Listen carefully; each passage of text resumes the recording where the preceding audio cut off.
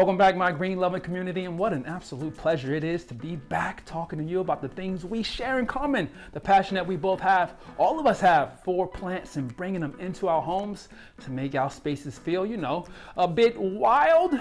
Yes, wild, real wild, turning that interior space into something that's more vibrant, lush, alive.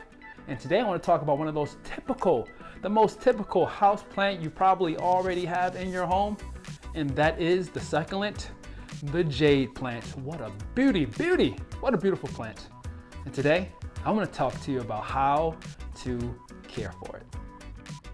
One of the most common house plants out there, the jade is known for its plump, teardrop-shaped foliage and its light brown branches.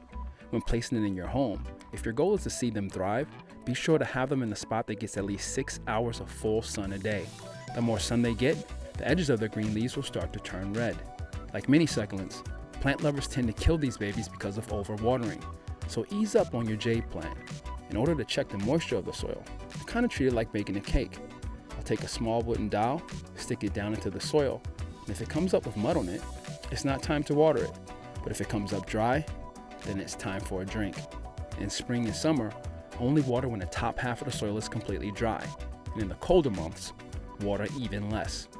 If you're unsure if it needs water, lean more towards underwatering it than overwatering. Make sure that water comes out of your drainage hole and into a base tray. And once that water is in that base tray, please don't let your plants stay in it. You don't want to cause root rot. Dispose of any excess water left in that base tray. When it comes to the soil, make sure you give it a mix that is fast drying and well aerated. So when repotting, the signs will be clear. The roots will be creeping out of its drainage hole.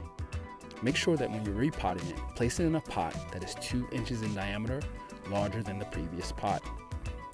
Lastly, given the perfect conditions and love, you might get to see your jade bloom beautiful white foliage. So, get to loving it. So yeah, that's how you're going to care for your jade plant. I'm sure you're already doing it. But remember, ease up a bit. I know you're probably trying to overwater it. You love it too much. Slow down a bit. That jade loves you. Just wants to, thrive. So yeah, I really hope this helps. Please stay safe and of course, stay wild.